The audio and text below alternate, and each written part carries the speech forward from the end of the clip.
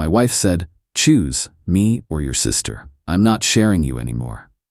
After 7 years of marriage, I replied, "That's an impossible choice." Then my sister revealed why my wife really wanted her gone. She discovered my wife's secret bank account with $200. When the family heard where the money came from, I, 38 male, have been married to my wife for 7 years. We have 2 kids, ages 5 and 3. My sister is my only sibling. Our mom passed away 2 years ago from cancer, and our dad passed when we were teenagers. My sister and I have always been close. Not weird close, just normal sibling close. We text a few times a week, have dinner together once a month, and she's the godmother to my oldest. 3 weeks ago, my wife sat me down after the kids went to bed and delivered an ultimatum I never saw coming. "I need you to choose, me or your sister. I'm done sharing you." I actually laughed at first because I thought she was joking. She wasn't. "What are you talking about, sharing me? She's my sister.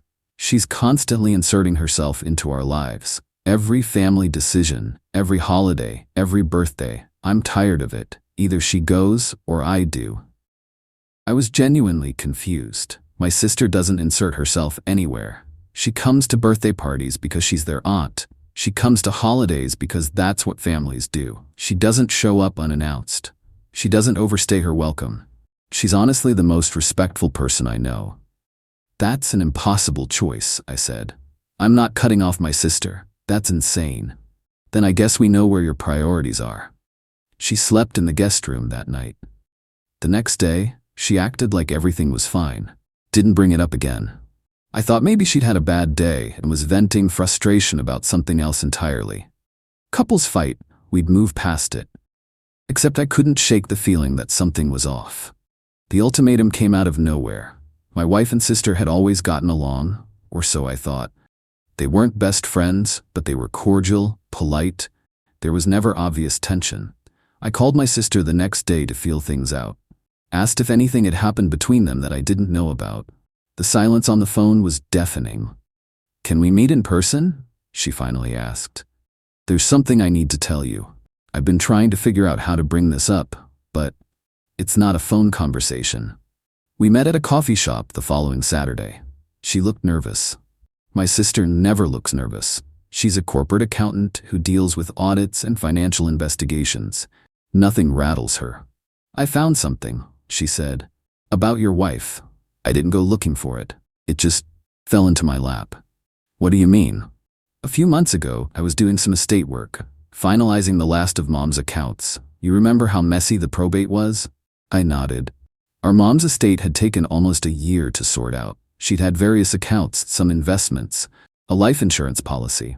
My sister had handled most of it since she had the financial background. I'd trusted her completely. I found a discrepancy, a large one. There was supposed to be $400,000 split between us from Mom's main investment account. We each got $200,000, right? Right, I remember. That money went into our savings. Did it? Did you actually verify that? My stomach dropped. What are you saying? She slid a folder across the table. Bank statements, transfer records, a paper trail I didn't understand at first glance. Your wife opened a separate account 3 weeks before Mom died. She transferred $200,000 into it. Your half of the inheritance. The money that was supposed to go into your joint savings never actually went there. She moved it to a private account in her name only. I stared at the documents. The numbers didn't lie. There it was in black and white, an account I'd never seen. Deposits that matched exactly with the timeline of Mom's estate distribution. How did she even access this? The inheritance was deposited into my personal account first. That's what I've been trying to figure out. Near as I can tell, she had access to your personal account. She transferred the money out within 48 hours of it landing. I felt sick. My wife had online access to all our accounts. I'd never thought twice about it. We were married. We shared everything. Or so I thought. Why would she do this? We're not struggling. We have good jobs. We live comfortably. I don't know, but I do know this. 3 days after I started asking questions about the estate discrepancy, she confronted me, told me to stay out of things that don't concern me. That was about 2 months ago. I told her I'd be discussing it with you. That's when she threatened me. Threatened you how? Said if I told you anything, she'd make sure I never saw the kids again. Said she'd tell you I was trying to break up your marriage, that I was obsessed with you, that I'd always been jealous of her. That explained the ultimatum. My wife wasn't trying to protect our marriage from my sister. She was trying to get rid of the only person who knew the truth. I sat there for a long time, just staring at the folder. 7 years, 2 kids, a life I thought was built on trust. What do I do? I finally asked. That's up to you. But I thought you deserved to know, and I'm sorry. I really am. Don't apologize. You're the only person who told me the truth. She reached across the table and squeezed my hand. I was afraid you wouldn't believe me, that you'd think I was trying to cause problems. That's exactly what she wanted you to think. That's why she threatened you. I almost didn't say anything. I almost just let it go. But then she gave you that ultimatum, and I realized she was going to cut me off entirely. And if that happened, you'd never know. She'd have gotten away with it forever. The manipulation was so layered, so calculated. My wife hadn't just stolen money, she'd built an entire strategy to keep it hidden. And when that strategy was threatened, she went nuclear, tried to eliminate the threat entirely. I went home that night and didn't say anything. I needed time to think, to verify, to figure out my next move. The money was still there. I checked. The secret account still existed, now with about $215,000 after what I'm assuming was interest accumulation. She hadn't touched it, just sat on it. Like a safety net, like an exit plan. 7 years, 2 kids, $200,000 of my dead mother's money that she'd stolen from me. And she had the audacity to ask me to choose between her and my sister. Update 1 week later. First, thanks for all the comments and DMs. I've been reading everything, even if I haven't responded. A lot of you told me to lawyer up immediately. That's exactly what I did. I met with a divorce attorney the Monday after I talked to my sister. Showed her everything. The secret account, the transfer records, the timeline. Her face went from professional to genuinely surprised as she reviewed the documents. This is substantial, she said. In most states, inheritance is considered separate property, not marital property. Your mother's money was yours. Your wife essentially embezzled from you. What are my options? That depends on what you want. If you want to pursue criminal charges, you could file a police report for theft or fraud. But that would be complicated since she's your spouse and had authorized access to your accounts. If you want to pursue this through divorce, you have a strong case for recovery of the funds. Plus, it establishes a pattern of financial deception that will affect custody and asset division. I decided to wait on criminal charges. I needed to think about the kids, but I did start preparing for divorce. Meanwhile, my wife had no idea I knew anything. She was still acting normal at home, making dinner, doing school drop-offs, asking about my day like she hadn't stolen $200,000 from me. The cognitive dissonance was surreal.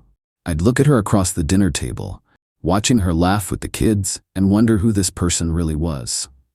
The entitlement was what got me. She genuinely believed she deserved that money. I watched her carefully that week, noticing things I'd missed before.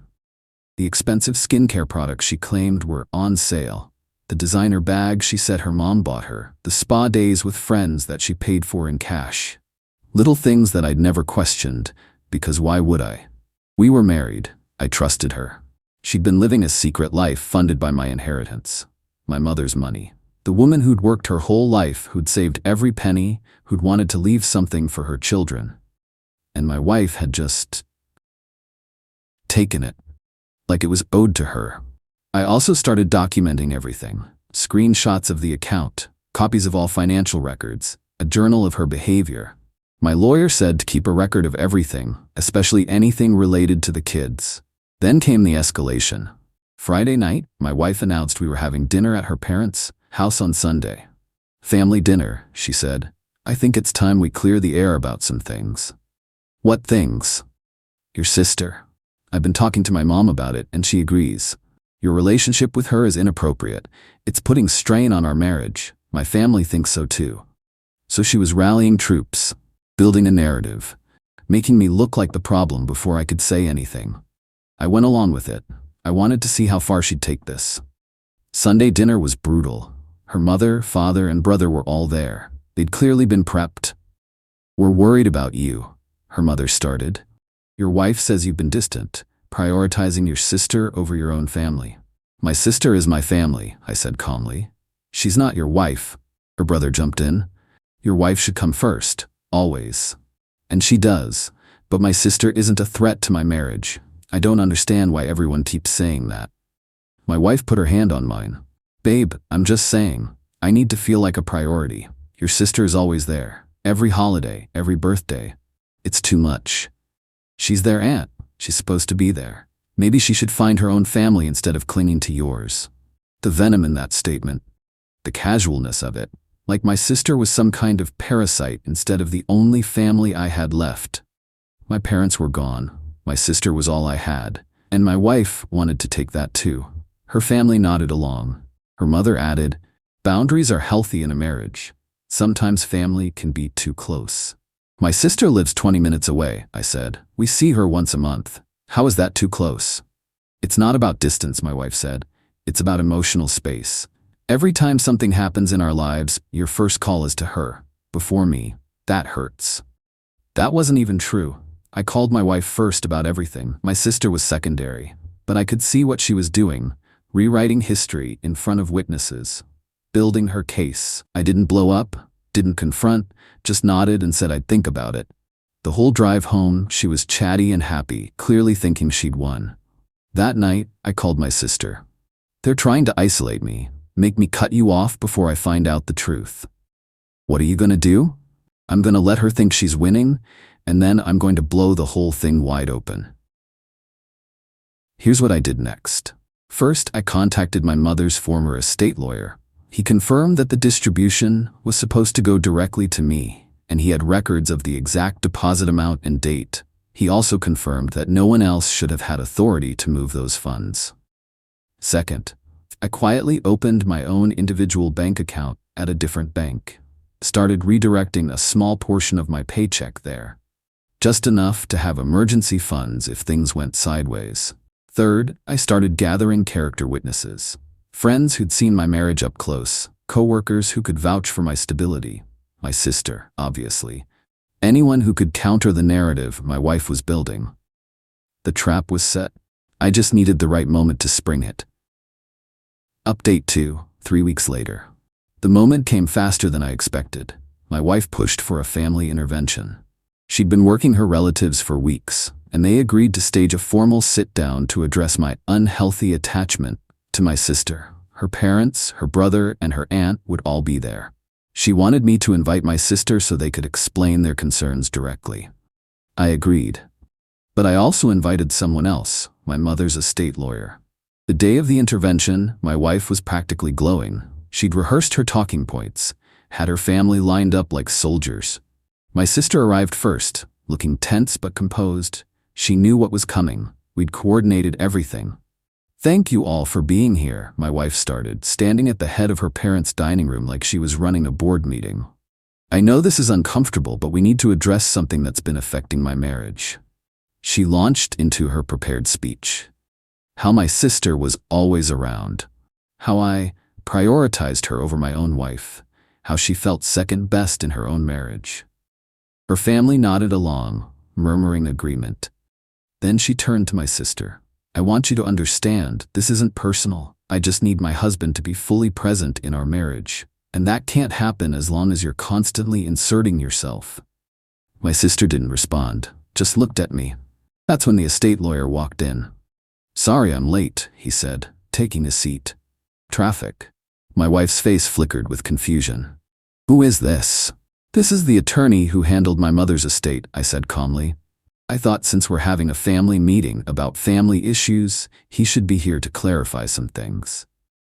The room went silent. "What things?" her father asked. I pulled out the folder. The same folder my sister had given me weeks ago. I spread the documents on the table.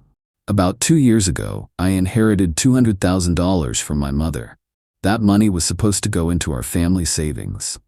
Instead, my wife transferred it to a private account in her name only. An account she's never told me about, an account that currently holds over $215,000. You could have heard a pin drop. That's "That's not true," my wife stammered. "I don't know what you're talking about." The lawyer spoke up. "I have the original transfer records from the estate. The money was deposited into your HUD's personal account on March 15th. Within 48 hours, it was moved to an account at a different bank, an account registered solely in your name." He slid copies across the table. My wife's mother picked up the papers, scanning them. Her face went pale. "Is this real?" she asked her daughter. It's a misunderstanding. That money was for emergencies, for our family." "Then why didn't I know about it?" I asked. "Why is it in your name only? Why have you been spending from it without telling me?" "I haven't been. The spa trips you pay for in cash, the designer bags your mom supposedly bought you, the skincare you got on sale. I've been tracking your spending for weeks. It doesn't add up unless you have another income source." "Which you do. My mother's money." Her brother tried to intervene. "Look, married couples share finances. Maybe she was just—" "That money was my inheritance, legally separate property. She had no right to it. And instead of talking to me about it, she hid it for 2 years and then tried to cut off my sister, the only person who knew what she'd done." I turned to my wife. "This whole intervention isn't about my relationship with my sister. It's about making sure I never found out what you did. You've been building this narrative for months, making me look like the problem, rallying your family against me, all to protect your secret." Her aunt spoke up for the first time. "Is this true? You've been lying to us about why you wanted his sister gone?" My wife couldn't answer. The silence was damning. "All those conversations we had," her mother said slowly, realization dawning. "All those times you called crying about how neglected you felt, it was all manufactured?" "I did feel neglected," my wife shouted. "He was always with his sister, always talking to her. She was always there." "Because she's my family," I said, "and because she was the only one who noticed something was wrong. You weren't upset about my relationship with her. You were upset that she was getting too close to the truth." My wife started crying. Real tears this time, not the performative ones she'd used at the dinner last week. "I was scared," she sobbed.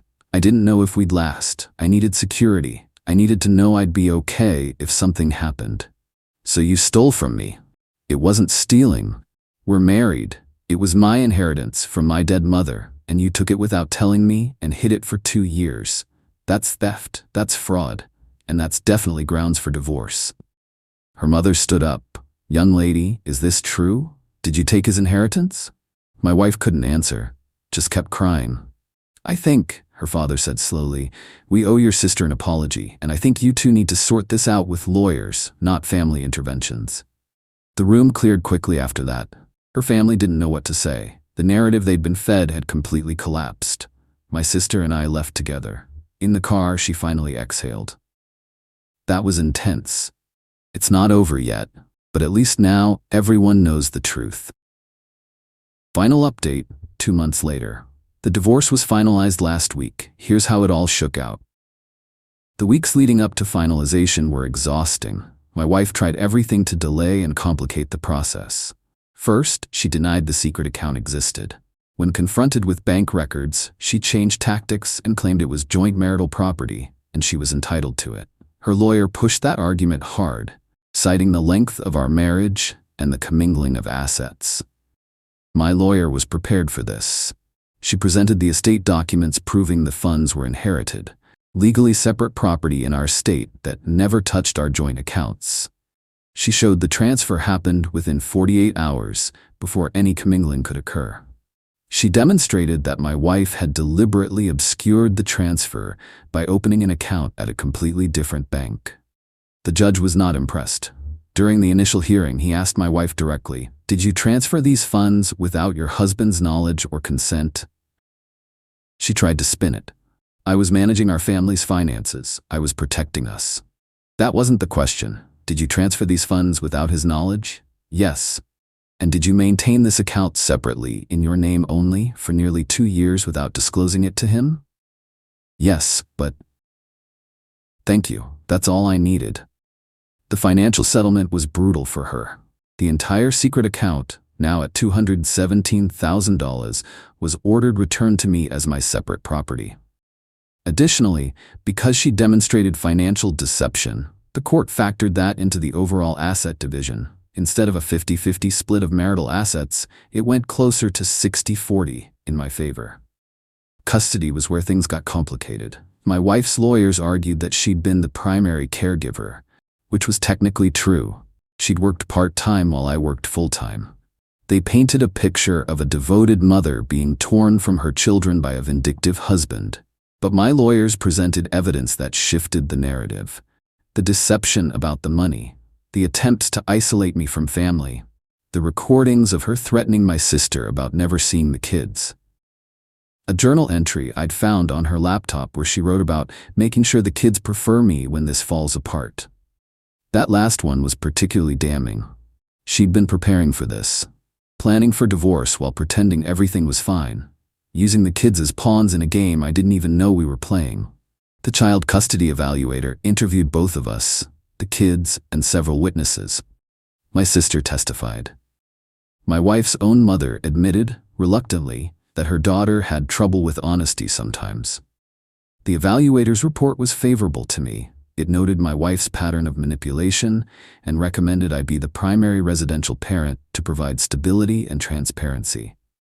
The judge awarded us joint legal custody with a 60-40 physical custody split, me as the primary residential parent. My wife was devastated. "You're taking my children because of money?" She screamed in the courthouse hallway after the ruling. "I'm taking primary custody because you lied, manipulated, and stole." The court agreed. "This isn't fair. I was a good mother. I was home with them. You were also stealing from their father and planning how to turn them against me." The evaluator read your journal. Her face went white. She hadn't known about that, hadn't realized I'd found it and submitted it as evidence. "That was private," she hissed. "So was my inheritance. Guess privacy doesn't count for much in divorce court." She didn't respond to that, just grabbed her lawyer's arm and walked away. Her family, interestingly, stayed out of it after the intervention. Her mother sent me a brief text. "I'm sorry for what happened. I didn't know." I didn't respond, but I appreciated that she at least acknowledged reality. Her brother, who'd been so aggressive at that first dinner, actually reached out to apologize, said his sister had painted a very different picture of the situation. I told him I understood. She'd painted that same picture for me for 7 years. My sister has been incredible through all of this. She helped me find the new apartment. She watched the kids during court dates. She's been there for pickups and drop-offs when I've had work conflicts. She's the emergency contact at their school now. Everything my wife tried to take from me, my sister helped rebuild. The kids ask about their mom, of course. They don't understand why mommy and daddy don't live together anymore. I don't badmouth her to them. I just say sometimes grown-ups decide to live in different houses, but we both love you very much. My therapist helped me with that language. It's important they don't feel caught in the middle. My wife, predictably, hasn't shown the same restraint. The kids have come home from her weekends asking questions like, "Mommy says you were mean to her. Is that true?" And "Mommy says Auntie is bad. Why does Auntie come over?" I've documented every instance. My lawyer says if it continues, we can file for a modification. Parental alienation is taken seriously now. The money is back in my account. Most of it will go toward the kids' college funds and the new living situation. It's what my mom would have wanted. My ex-wife is living with her parents now. She can't afford her own place on her part-time salary, and the divorce settlement didn't leave her with much liquid cash. The secret account is gone. The marital assets were divided in my favor. She has the kids every other weekend and Wednesday nights. She's bitter about it. Constantly texts me complaints about the schedule, about the unfairness of it all, about how I ruined her life.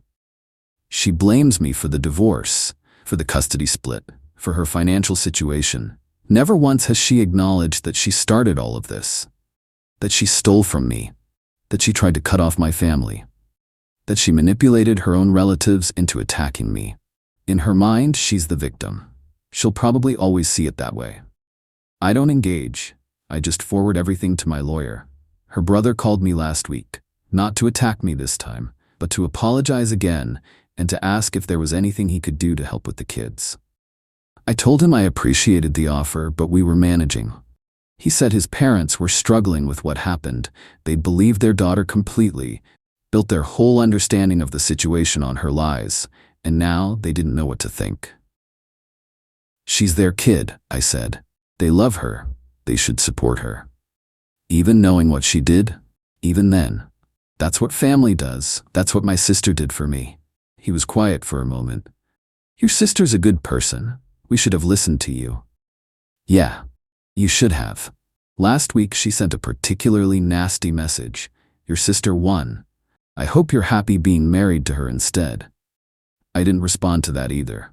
The projection is almost comical at this point. She stole my inheritance, tried to cut off my family, manipulated her own relatives into attacking me, and somehow I'm the villain. Some people will never take accountability. That's just who they are. Here's what I've learned from all this. Trust, but verify. I loved my wife. I trusted her completely, and she took advantage of that trust for years. I'm not saying become paranoid, but pay attention to your own finances. Know where your money is. Question things that don't add up. Family matters. My sister didn't have to tell me what she found. She could have stayed quiet, avoided the drama, let me live in ignorance. Instead, she risked her relationship with me and the kids to tell me the truth. That's real family. Document everything. When things started falling apart, I was glad I'd kept records. Screenshots, emails, financial statements, a timeline of events. It all mattered in court. The truth comes out eventually. My wife spent 2 years building her secret. It took my sister about 3 months to unravel it. Lies have a way of surfacing, especially when they involve money. As for me, I'm tired. This has been the hardest 2 months of my life. But the kids are adjusting. My sister is around more. My apartment is starting to feel like home. I don't know what the future holds. I'm not thinking about dating or moving on or any of that. Right now, I'm just focused on being a good dad and rebuilding trust in my own judgment. My ex-wife wanted me to choose between her and my sister. In the end, she made the choice for me. She just didn't realize she was choosing to lose. Thanks for following this mess. Time to close this chapter.